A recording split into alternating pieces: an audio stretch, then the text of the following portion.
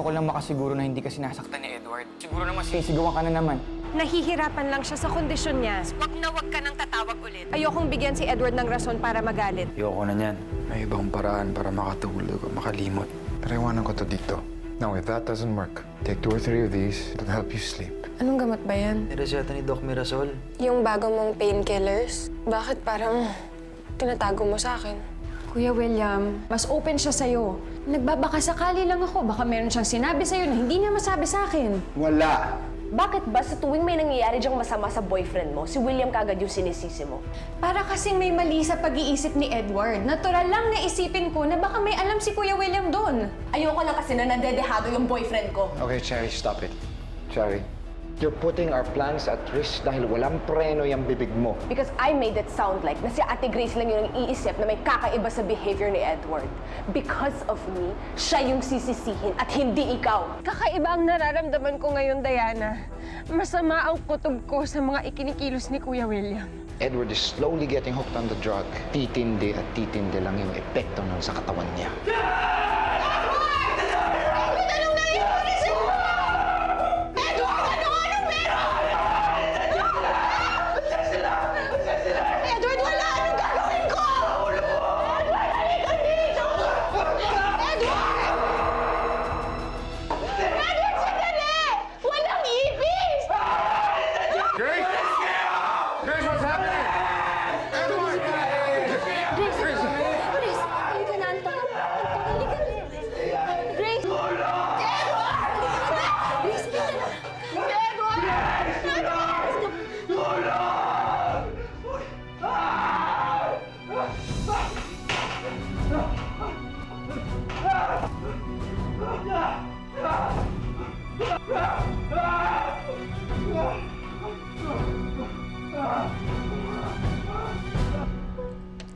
Na hindi ko lang po talaga maintindihan eh.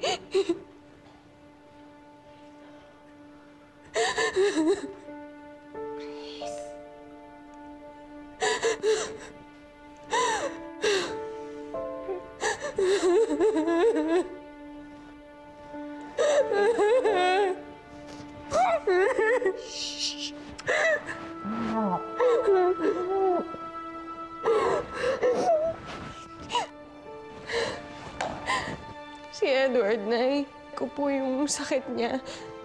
Eh, nabasa ko naman po talaga na magkakaroon ng pagbabago sa ugali niya, sa personality niya.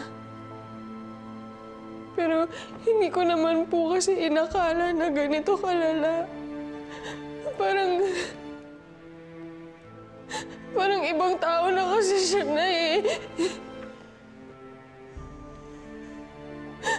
Hindi na siya yung Edward na minahal ko. Parang ang layo-layo na ng loob niya sa akin at hindi ko po alam kung anong gagawin ko para maibalik yun. Grace, kung sinasabi mo na dahil ito sa sakit niya, ibig sabihin, hindi niya sinasadya. Hindi niya gusto ito. Kawawa din si Edward.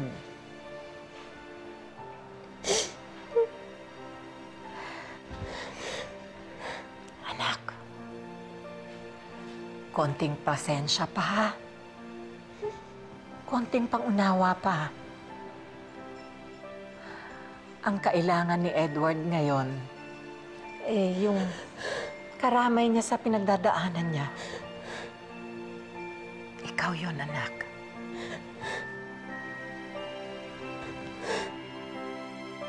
Edward, ba't ka naka-cover? Nilalamig ka ba? Edward? Edward. Wag! Wag! Wag! Ha? Bakit? May ipis dyan eh! Anong ipis? Maraming ipis dyan. Edward, They were all over the place. Walang ipis, anak. Walang ipis. Ma'am, nandyan sila.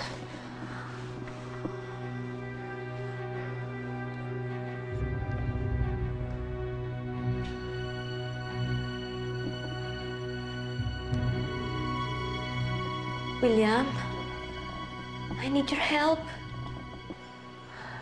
Ang kailangan ni Edward ngayon, yung karamay niya sa pinagdadaanan niya. Ikaw yun, anak.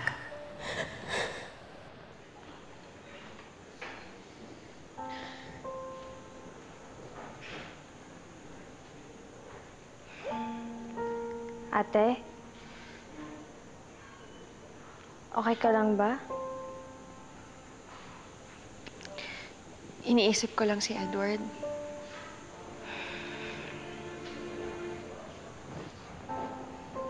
Yung sinasabi mong pagbabago sa kanya? Pero tama si nanay. Ang kailangan niya ngayon, pag-iintindi. Katulad na lang nung ginawa niya para sa akin nung mga panahon na madami akong pinagdaanan. Nandyan lang siya. Even if I was difficult. Alam mo yan. Nina, yun din ang gagawin ko para sa kanya. Hindi ko siya pababayaan. Hindi ko siya iiwan hanggang maging okay siya.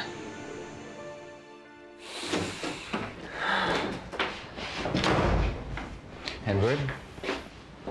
Anong sinusumbong sa akin ni Mama? Nag-imagine ka daw ng ipis? No. Hindi ako nag-i-imagine. May ipis talaga dito. Kumagapang sila sa balat ko. They were all over the room.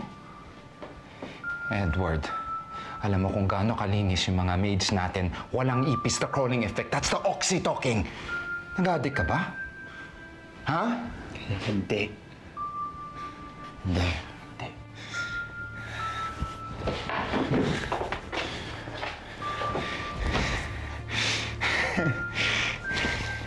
Hindi. Hindi! You know what? What if I take these away? No. I still need this. I need it. Nakakakita ka ng ipis.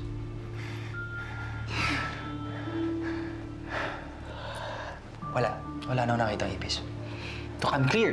Look! Wala na ako nakita ang ipis. May nakita ka bang ipis dito? Wala. Pero sigurado ka ba? Wala nang ipis. Wala ka nang nakikita. Wala ka nang nararamdaman sa balat mo. Gumagapang. Gumagapang, oh. Lahat ng ipis gumagapang. I knew it!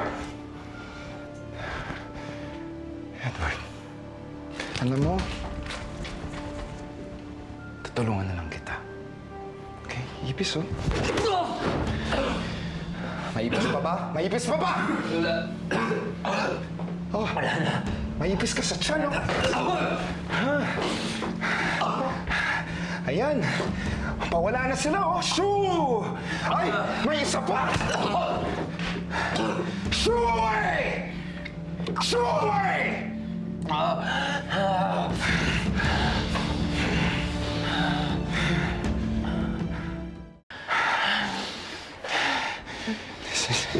Listen to me, Edward. Ginagawa ko lang to because you're not thinking straight. May ipis pa ba? Wala na. Please understand me, Edward. Kung sinasaktan kita, para sa'yo yun. You're not thinking straight. Do you understand? Naiintindihan ko. But I want my meds. Okay. Okay. You want your meds? Ayokong nakikita kang nalululong dito. But here's the deal. Hindi ko to kukunin if you can promise me that after this, titigil ka na.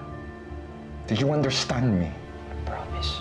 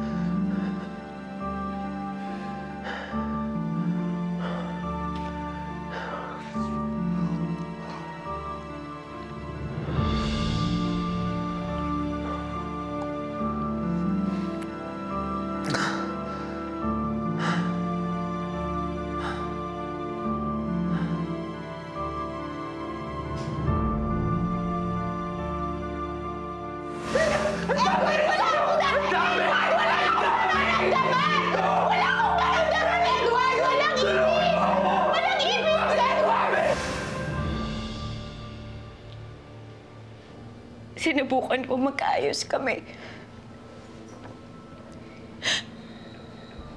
Pero kagabi, sinigawan niya na naman uli ako at sinaktan. Attorney,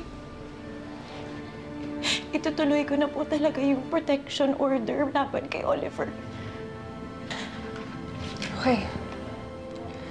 Mahaba-habang proseso to, Darlene. Every day may hearing tayo hanggat makuha natin ang PPO. Pero don't worry, we will be with you every step of the way. Maraming salamat. You know what? Sometimes I still wonder kung paano nakakatagal sa isang abusive relationship ang isang babae. But don't get me wrong, Darlene, okay? I'm not judging you. I'm just puzzled as to why it takes years for women like you to finally speak out. Ganun naman po talaga kapag nasa isang relasyon ka. Di ba, attorney? Kapag may ginawang mali yung isa, papatawarin mo siya ng paulit-ulit. Susubukan mo siyang intindihin kahit siya nang mali. I-excuse mo sa sarili mo at sa isip mo lahat ng masasamang ginagawa niya. Dahil mahal mo siya.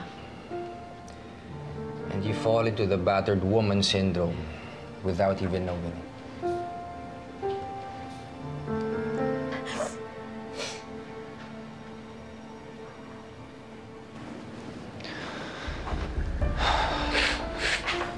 John, sorry pero tapos na ba yung meeting nyo? Gusto ko sana kausapin si Grace eh. Sure, it's all right. We're actually done here. All right. Thank you, Darlene. Salamat, Attorney Grace. Darlene, Tara. Grace, excuse us. Thanks, John. Thanks, John.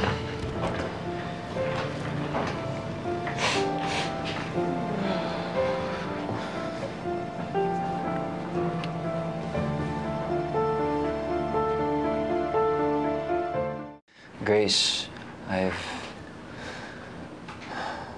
been contemplating and I want to apologize. I'm aware na ang dami ko ng kapalpakan lately. I've been snapping at you.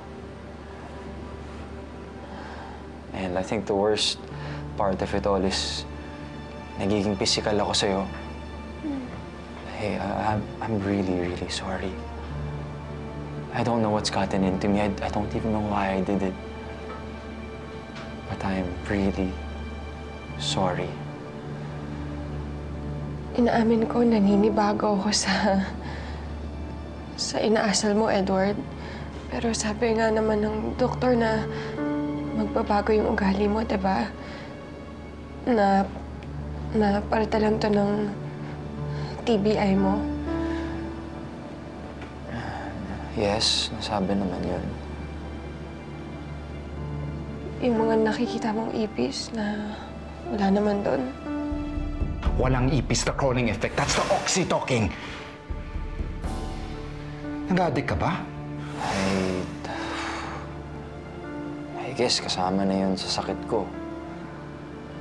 I really don't know. Baka nag-imagine lang ako dahil sa brain injury.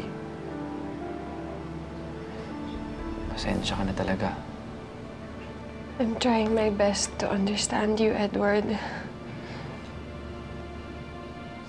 Kasi gusto ko na nandito ako para sa'yo. At gusto ko na alam mo yun. Just like how you were there for me nung panahon na ako naman yung nasa dilim.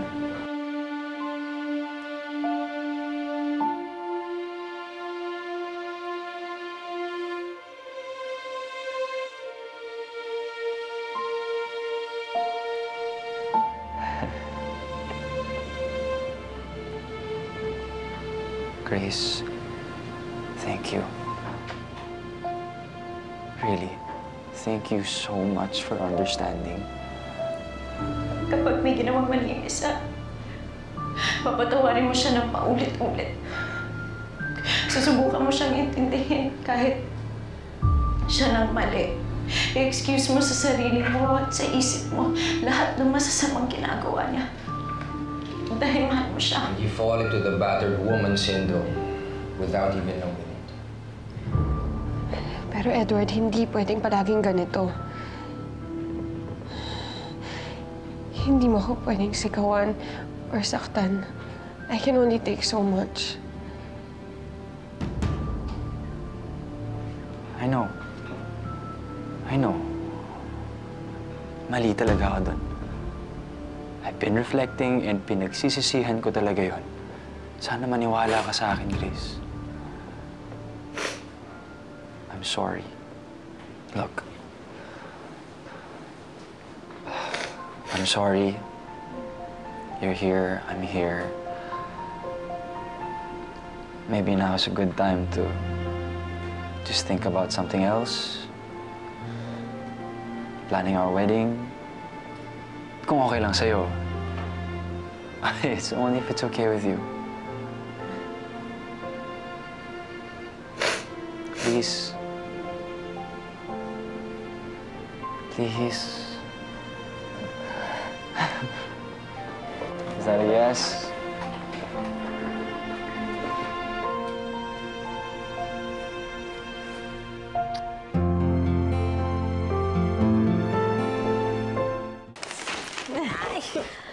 Ang bango! Ate Char! Namiss kita! Okay, marami tayong isi-celebrate ngayon. Alam niyo po ba na si William na yung bagong presidente ng kumpanya nila? At ito yung the best. Ako naman yung in charge ng finance department. Nakilala ko na nga ho yung board kanina eh. Congrats, Shari. Masayang-masaya ako sa lahat ng nararating mo. Hindi man kita napagtapos sa pag-aaral. Maganda naman ang kinahinatnan mo dahil sa sarili mong pagsisikap. Proud na proud ako sa'yo, anak.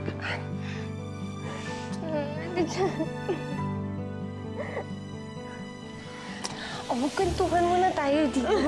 Sige po. Oo, anak ko yan. O kayo, kumusta naman kayo? Ikaw, Nina. Okay naman po ako. Hi, everyone. Nay? Ay, ate! Ay, nako, tamang-tama po ang pagdating nyo. Ang daming food na dala ni Ate Chari. Talaga? Nagkaayos na po ba kayo ni Kuya Edward? Yes, actually. Nay, I would like to let you know na tuloy na po yung kasal namin. At may balita pa kami, magkakaroon na kami ng prenup shoot very soon. Exciting! Naku! Ate Grace! Exciting po yan.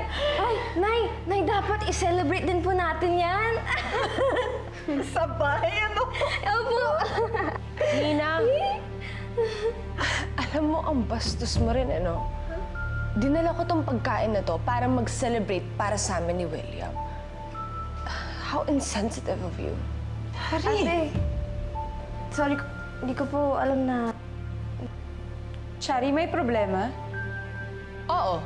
Ano pa ba? Eh di ikaw. Ang lakas mo na naman pumapel eh. Shari! Bakit? Totoo naman eh.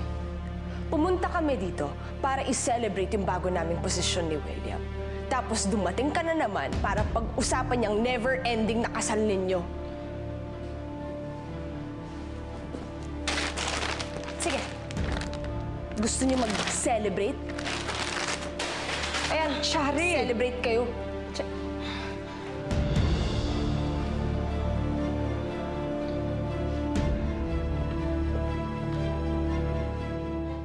Chari, nag-attitude ka na naman. William, pahawak sandali. Grace? Shari, Kuya William? Alam kong nandyan kayo. We're still here, Grace.